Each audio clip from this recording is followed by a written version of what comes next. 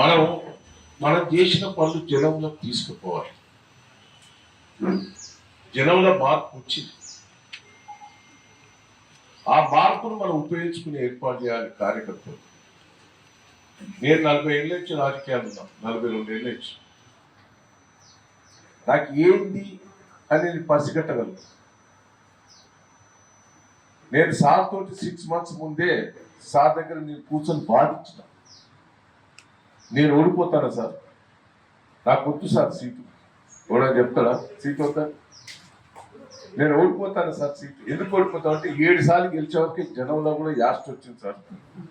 ఏదో కొత్తలో చూసుకోవాలని చూస్తాను, కొత్తలో ఏం చేస్తారని ఆశతో ఉన్నాను. చెప్పాను, ఇల్లే సార్ నువ్వు ఓడిపోతావా అన్నాడు. నేను 30 సీట్లు మార్చాలని పట్టుబట్టాను. పేపర్లో కూడా వచ్చింది, వాదన జరిగింది. 30 సీట్లు మార్చేది ఉంటే 100% గవర్నమెంట్ వచ్చేది. అంటే నాకు ఒక ఆలోచన నాకు క్లియర్గా ఉంటుంది. నేను చెప్తున్నా ఇప్పుడు మీకు ప్రజలు రాష్ట్రంలో పట్ల నాకున్న సర్వే రిపోర్ట్, ఢిల్లీ నుంచి చేసిన సర్వే రిపోర్ట్, మొత్తం నా దగ్గర రిపోర్ట్లు ఉన్నాయి. 100 సీట్లు గెలిచిన విచిత్రపోవడం అవసరం లేదు. 100 సీట్లు గెలిచిన వన్ సైడ్ ఉన్నది. అందుకే లోకల్ బాడీ ఎన్నికలు పెడతలేదు. ఆ లోకల్ బాడీ ఎన్నికలలో మీరు ఫెయిల్ అయితే రేపు ప్రభుత్వమే పడిపోయే పరిస్థితి ఉంటుందని లోకల్ బాడీ పోస్ట్పోన్ చేసుకోవడం పోతారు.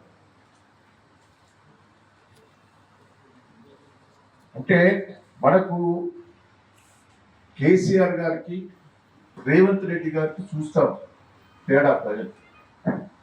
కేసీఆర్ గారు ఒక విజన్ అని, ఒక విజన్, రైతులకు నీళ్ళు ఇవ్వాలి, రైతులకు పెట్టుబడి పెట్టాలి,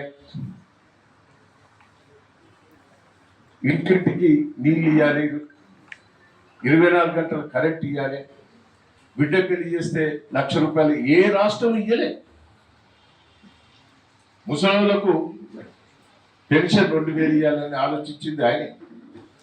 నేను ఎప్పటికీ కోరుకునేది ఇద్దరినే కోరుకుంటా, ముఖ్యమంత్రులు, బెస్ట్ ముఖ్యమంత్రులు. ఇక్కడ కూర్చుంది విజన్ తోటి పనిచేస్తూ ఎన్టీ రామారావు గారు, కేసీఆర్ గారు ఒక విజన్ వాళ్ళు.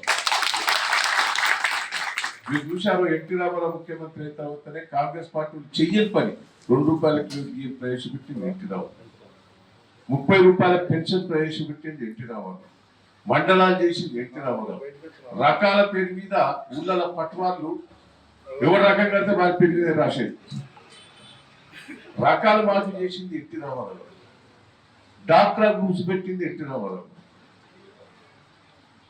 కేసీఆర్ గారు దాన్ని అద్భుతంగా విజయాలు తీసుకొచ్చాడు. గ్రామాలు డెవలప్మెంట్ చేశాడు, టౌన్ డెవలప్మెంట్ చేశాడు, ముసలోళ్ళు ఆదుకున్నాడు, బిడ్డ పెళ్లి చేస్తే ఆదుకున్నాడు. అన్ని తీర్ల కేసీఆర్ కిట్టను ఒక మంచి ఆలోచనతో చేశాడు. రేవంత్ రెడ్డి నా శిష్యుడే,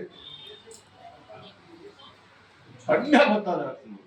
నా ఇబ్బంది తిరిగాను, అబద్ధాలు ఆడద్దా అంటే ఇలాంటి ఉంటుంది వస్తుందా అని నాకు ఎందుకంటే సంతోషం అనిపిస్తాడు. నేను 20,000 టార్గెట్ ఇచ్చిన సార్, 40,000 ఇస్తాను. నేనే ఉంచుతాను సార్, ఎక్కడ తీసుకొస్తా వాళ్ళు అంటే 20,000 తీసుకొస్తా సార్ అన్న. ఇక ఇప్పుడు మళ్ళీ ఇవాళ రేపు మళ్ళీ ఫోన్ చేస్తాను సార్, నా ఆల్రెడీ కేటీఆర్ చెప్పిన నాకు 30 అవుతాను సార్ అంటే, ఇంకా గుర్తు 40,000 పోయేటట్టే ఉన్నది. 40,000 పోయేటట్టే ఉన్నది. ఒకటి స్కూల్ బస్సు, ఏ స్కూల్ బస్సు స్కూల్ ఇయ్యదంటనో మన ఎంబడి పడి 2 ఏళ్ళనే గవర్నమెంట్ వస్తుంది. ఆ స్కూల్ ఇవ్వకపోతే మన సంగతితో నేను చెప్తాను. స్కూల్ బస్సులు అడిగారు, నీకు లీడర్లందరూ చెప్తున్నాను, ఎదికాడు. మనం ఏమైనా అన్యాయం చేసినా మన ప్రభుత్వం 10 ఏళ్ళు మనం కాపాడుకున్న వాళ్ళు అందరు ఇస్తాడు. మహిళలు వద్దు, మహిళలు ఎందుకు వద్దంటే నేను మహిళల్లో మన పార్టీ నాయకులు తీసుకెళ్ళాడు. ఏదో వార్డు మెంబర్ ఉందో, ఏదో సంఘ లీడర్ ఉందో, మన పార్టీ కార్యకర్త ఉండి మహిళ యాక్టివ్ పనిచేస్తున్నారు. దొంగతనం చేసిన వాళ్ళు కూడా సపోర్ట్ గా మాట్లాడుతూ తీయగా, దొంగతనం చేసిందా దర్వాగా నిలబడ్డాడు, లోపలికే పోలేదని కూడా మాట్లాడుతూ ఉంటాడు. ఊళ్ళో పెద్ద మనుషులు ఉంటుంది. ఎటు తిప్పి మాట్లాడతారు, బ్రోకర్లు ఉంటారు. బ్రోకర్ ఇచ్చిన బ్రోకర్ రేవంత్ రెడ్డి అంత తెలివిగా మాట్లాడతారు. అంటే మనం ఒక్కసారి ఆలోచిస్తే ఇప్పుడు ప్రజలు రియలైజ్ చేయాలి. అందరూ కూడా రియలైజ్ చేయాలి. కాంగ్రెస్ పార్టీ వాళ్ళే చాలా మంది ఎమ్మెల్యేలు మంత్రులు శిశువు గితడం అని అనుకోలేదా అని అంటారు. దయచేసి నేను రిక్వెస్ట్ చేసేది ఒకటే, ప్రజలలో మార్పు వచ్చింది, దాన్ని ఉపయోగించుకుని ఏర్పాటు చేయండి. అప్పుడప్పుడు అనిపిస్తుంది ఓడిపోవడం కూడా నయం అనిపిస్తాను నాకు, మంచి చేయడానికి తెలుస్తుంది. ఇప్పుడు దయాకరావు గెలిస్తే ఇక ఊరికే ఈయన అందు ఓడిపోయాక పాపం దయాకరావును ఓడగొట్టుకున్నామని తలకాయ పడుతుంది. కేసీఆర్ గారు రేవంత్ రెడ్డి చూసి బా కేసీఆర్ ఓడుకున్నావు అని అట్టలేదు ఉండదు. అంటే మనకు మంచి ఏందో చెడు ఏందో ప్రజలు కూడా రియలైజ్, ఒకసారి ఓడిపోతేనే కూడా మనకు కొంచెం నయమే. నేను మిమ్మల్ని అందరినీ ప్రజల్లో కూడా ఊపి తీసుకురావాలి, దాన్ని అడ్వాంటేజ్ తీసుకోవాలి. మన ఊళ్ళో చిన్న చిన్న కార్యకర్తలు కాంగ్రెస్ చేసిన వాళ్ళు ఉంటారు, వాడు వస్తారంటారు చాలా మంది, మీరే కండలు కప్పించి బండి ఎక్కిస్తుంది, రాయక అవసరం కూడా లేదు. పెద్ద లీడర్లు అయితే తీసుకునే ముచ్చటే లేదు, చెడిపోయింది అందరూ.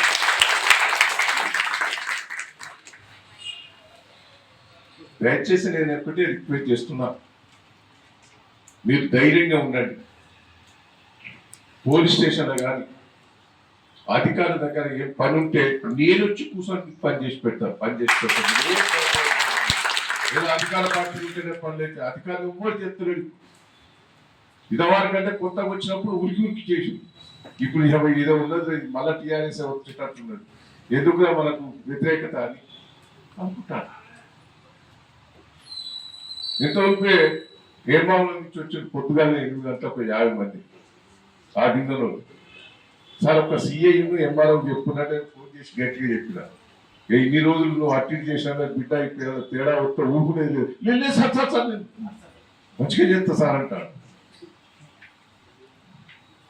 ఏం పెద్ద మీరు భయపడవలసిన పని లేదు. నేను ఒకందుకు నేను చెప్తున్నా, ప్రతిపక్షంగా మనకి ఎక్కువ పనులు చేసుకోవచ్చు. నేను తెలుగుదేశం పార్టీ అధ్యక్షుడిగా 10 ఏళ్ళు ఉన్నా, ఎమ్మెల్యే లేకుండా ఉన్నా, జిల్లా మొత్తం ఉంటున్నాను. అధికార పార్టీ ఉన్నప్పుడు మనం తలకాయ ఉంచాలి, ఏ మాట్లాడితే ఏమైతే అని. ప్రతిపక్షంగా ఉంటే నిలదీసే అవకాశం మనకు ఉంటుంది. మనకే ఎక్కువ భయపడతారు అధికారులు కానీ ఎవరు కానీ, మనకే భయపడతారు. ఎందుకు నా తలకాయ నొప్పి, వాళ్ళ పని ఏదో చేసేలా పోతుంది. అది మనం ఉపయోగించుకుని ఏర్పాటు చేయాలి గ్రామాల్లో. మీ వెనుక నేను ఉంటాను, ఇక్కడనే ఆఫీస్ నాది, ఈయనే ఇల్లు, 2 పిఏలు ఉంటారు. సీఎం రిలీఫ్ ఏమైనా ఉంటే చెప్పండి, మన ఎమ్మెల్సీలు ఉన్నారు. హాస్పిటల్స్ ఏమైనా పనులు ఉంటే కూడా చెప్పండి, మనకి ఏ హాస్పిటల్ ఫోన్ చేసినా కూడా ట్రీట్మెంట్ మంచిగా చేస్తారు, ఇంత కన్సెషన్ కూడా చేస్తారు. అది మీరు లీడ్ తీసుకోవాలి.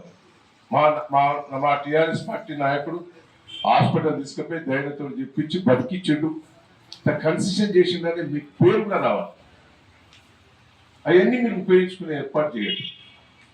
ఊళ్ళలో ఎవరైనా మన ఇంపార్టెంట్ కార్యకర్త చనిపోయినా, ఏదైనా పెళ్లిలో ఫంక్షన్ ఉంటే కూడా పిలవండి, నేను వచ్చిపోయి ఏర్పాటు చేస్తాను. మీకు కూడా ఊళ్ళో గౌరవంగా జరుగుతుంది. జిద్దుగా పని చేద్దాం. నేను వెనుక ముందు ఆలోచన పని లేదు.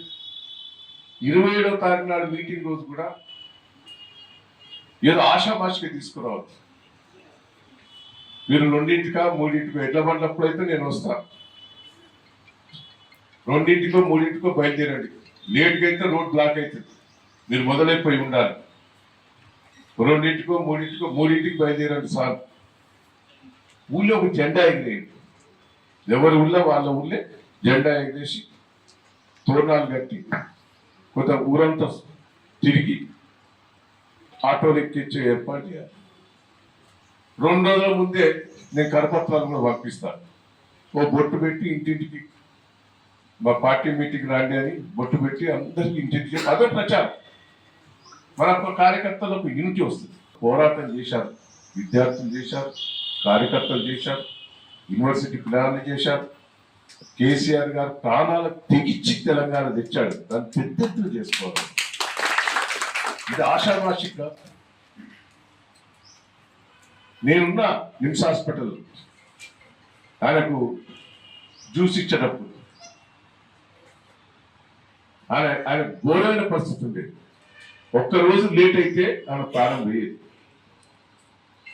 తెలుసు వాళ్ళకి కాంగ్రెస్ కేసీఆర్ చేస్తే ఇక మొత్తం తుప్పు అవుతుందనే భయంతోనే ఇచ్చారు. నేను అందరినీ రిక్వెస్ట్ చేస్తున్నా, మనం ఈ ఉత్సవాన్ని అద్భుతంగా ఉత్సవాలలో మీరు పాల్గొనాలి, ఓ ర్యాలీతో రావాలి. ఆటోలు వచ్చినప్పుడు ఒక 100 ఆటోలు గదిలి వస్తా అంటే అది అంచెలు ఉంటుంది. దానికి జెండాలు పెట్టాలి, డెకరేషన్ పెట్టాలి, తోరణాలు కట్టాలి, ఎడ్ల బండ్లకు తోరణాలు కట్టాలి, వీళ్ళకి తోరణాలు. ఒక పండుగ వాతావరణం తీసుకొచ్చి ఏర్పాటు చేయాలి. మరిన్ని వీడియోస్ కోసం ఛానల్ ని సబ్స్క్రైబ్ చేయండి. లేటెస్ట్ అప్డేట్స్ కోసం వాట్సాప్ ఛానల్ ని ఫాలో అవ్వండి. ఆ లింక్ డిస్క్రిప్షన్ లో ఉంది.